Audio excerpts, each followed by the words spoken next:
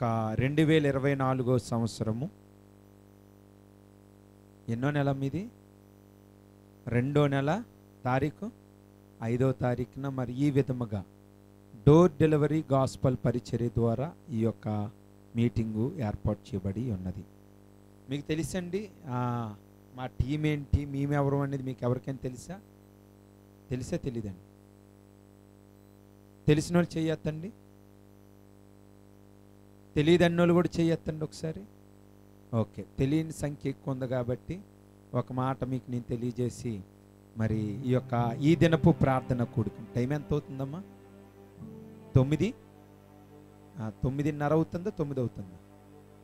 9:15 అంటే చాలా బేగా అయ్యారు, ముగించారు. మరి మంచిది.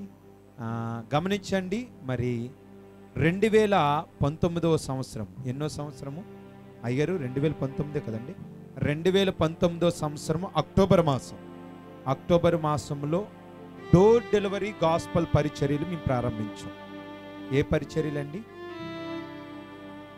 చాలామంది అమ్మగారండి, చాలామంది ఈ పేరు పెట్టిన తర్వాత, డోర్ డెలివరీ గాస్పల్ పరిచర్యలను పెట్టిన తర్వాత నవ్వారు చాలామంది. ఏం చేశారు? నవ్వారు. డోర్ డెలివరీ ఏంటి, ఏ కిరాణా ఇస్తున్నారు, ఏ ఫుడ్ ఇస్తున్నారు అనేసి చాలామంది నవ్వుతూ ఉండేవారు.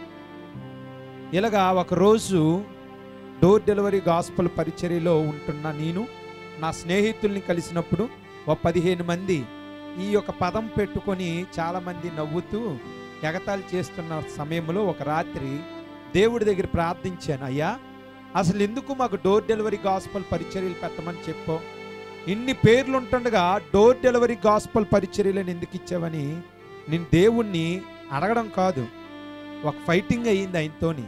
అందరి ముందు అవమానపడిపోయాము, పేరు కూడా మార్చేద్దామని అనుకున్న సమయంలో దేవుడు మాట్లాడిన మాట ఏంటో తెలుసా?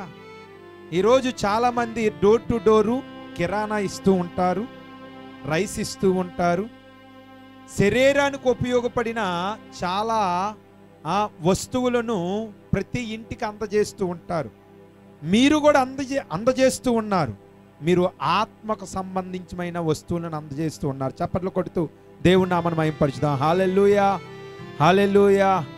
డోర్ డెలివరీ గాస్పల్ పరిచర్యలకు ముఖ్య ఉద్దేశం ఏమిటంటే, ప్రతి ఇంటికి, నశించిపోచున్న ప్రతి ఇంటికి రక్షణను అందించాలన్న ఒక ఉద్దేశంతో 2019 అక్టోబర్ మాసంలో ఈ యొక్క డోర్ డెలివరీ గాస్పల్ పరిచర్యలు ప్రారంభించబడ్డాయి. హల్లెలూయా. ఏదో కరపత్రాలు ఇచ్చేసి ఏదో ఒక 5 లైన్లు లేదంటే 5 కాలనీలు తిరిగిడు మా యొక్క ముఖ్య ఉద్దేశం కాదు. మీరు రోజుకి వెళ్తే చాలామంది ఒక రోజులోని ఆల్మోస్ట్ ఒక 5-6 ఊర్లు ఏం చేస్తారు అయ్యారు, కవర్ చేసేస్తారు. మనము ఒక రోజులో ఎన్ని కవర్ చేస్తాం? ఒక రోజులో ఒక 15 ఇల్లులు కూడా కవర్ చేయడం కూడా మాకు ఎక్కువే. 15 ఇల్లులు అంటే ఏ విధముగా పరిచర్య చేస్తున్నామో మీరు అర్థం చేసుకోవాలా. మా యొక్క ముఖ్య ఉద్దేశం ఏమిటంటే ఇన్నూర్లు తిరిగేస్తాం అన్నూర్లు తిరిగేస్తామని కాదు.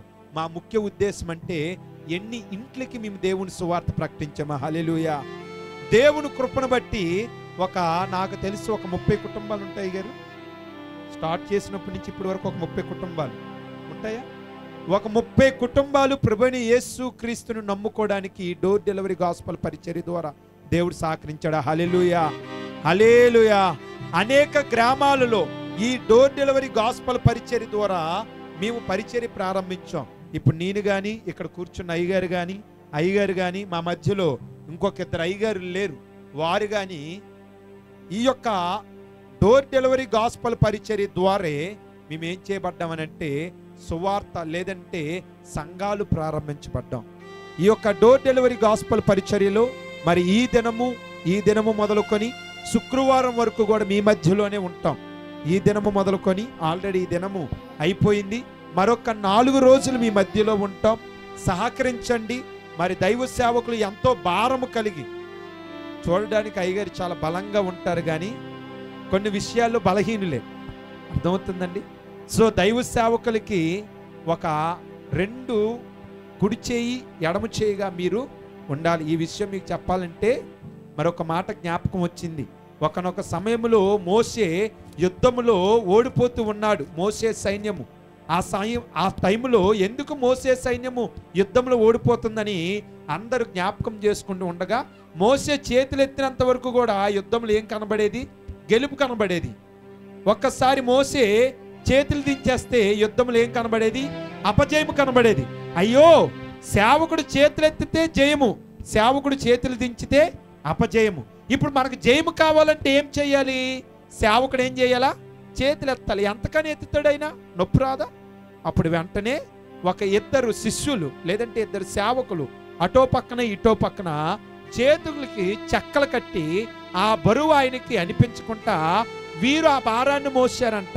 ఈరోజు ఈ 5 రోజుల డోర్ డెలివరీ గాస్పల్ పరిచర్యల యొక్క భారము సేవకులు కాదు మొయ్యవలసింది.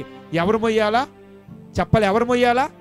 గట్టిగా సంఘము. హల్లెలూయా, హల్లెలూయా.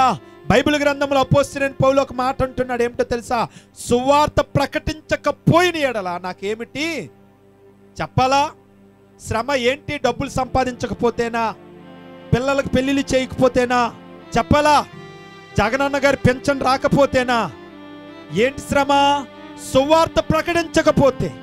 బైబిల్ అంటుంది మీరు వెళ్ళకపోయిన ఎడల వెళ్ళు వారిని ప్రోత్సహించమంటుంది. హల్లెలూయా. మరి ఈరోజు ఈ పరిచర్యలో మీరందరూ కూడా దైవ సేవకుల సహకారము అందించాలని, మరొక 4 రోజులు ఈ యొక్క గ్రామాల్లో సువార్త అందిస్తూ ఉండగా దేవుని యొక్క ఆత్మ సేవకులను బలపరిచి అనేక మందిని సువార్తలోకి లేదంటే నిత్య రాజ్యంలోకి నడిపించే అవకాశాన్ని దేవుడు దయచేలాగున ప్రతిరోజు సంఘాల్లో మీరు ప్రార్థించవలసిందిగా తెలియజేస్తూ ఉన్నాను. మరి ఈ దినము ఇక్కడ ప్రార్థన కూడుకు జరిగి ఉన్నది.